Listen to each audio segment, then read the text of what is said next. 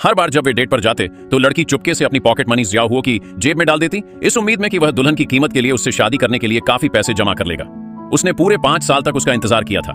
कल वह दिन था जब जियाओ हुओ ने प्रपोज करने का वादा किया था, लेकिन वह फिर भी उससे शादी नहीं कर सका। वह दुल्हन की कीमत से सिर्फ 3000 युआन कम था। लेकिन आज यह जानने पर कि उसके पिता को उनके पुराने घर को गिराने के लिए 10 लाख युआन का मुआवजा मिला है, उसने लड़की से कहा कि उसके पिता निश्चित रूप से उसकी मदद करेंगे और कल प्रपोज करने का वादा किया।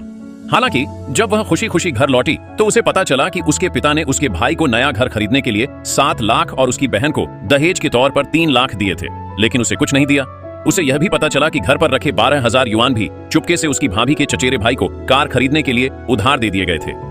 जियाओ हुओ ने गुस्से में अपने पिता से पूछा, लेकिन उन्होंने कहा कि वह सिर्फ एक मजदूर है और उसे पैसों की जरूरत नहीं थी। यह सुनकर जियाओ हुओ को गुस्सा आ गया। उसे एहसास हुआ कि उसके माता पिता कितनी तरफदारी कर रहे हैं। उसने गुस्से में टेबल पलट दी और दुखी होकर घर चला गया।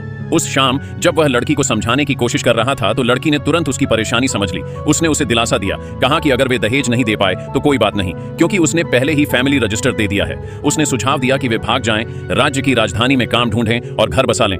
हालांकि उसी समय लड़की के माता पिता लाठी लेकर आ गए, यह सोचकर कि उनकी बेटी को अगवा करने की साजिश के पीछे जियाओ हुओ का हाथ है। बिना कुछ कहे उन्होंने उसके पैर तोड़ने की कोशिश की।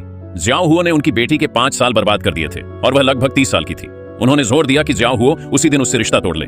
यह देखकर जियाओ हुओ तुरंत घुटनों के बल बैठ गया। अपने होने वाले ससुर से 3 महीने और मांगने लगा और एक बड़े समारोह में लड़की से शादी करने का वादा किया।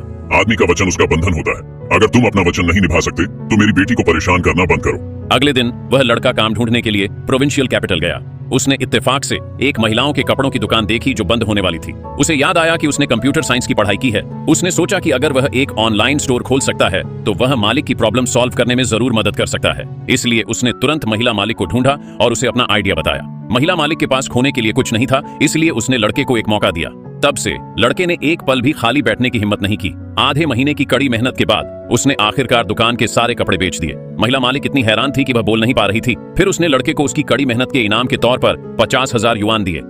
मैं आखिरकार आकर तुमसे शादी कर सकती हूँ। लेकिन उसने कभी उम्मीद नहीं की थी। अचानक माँ और बहन लड़की पर जियाओ हुओ से रिश्ता तोड़ने का दबाव डाल रही थीं और उसे कह रही थीं कि जियाओ हुओ वांग परिवार में शादी करने वाली है और वे उन्हें 50,000 युआन देंगे।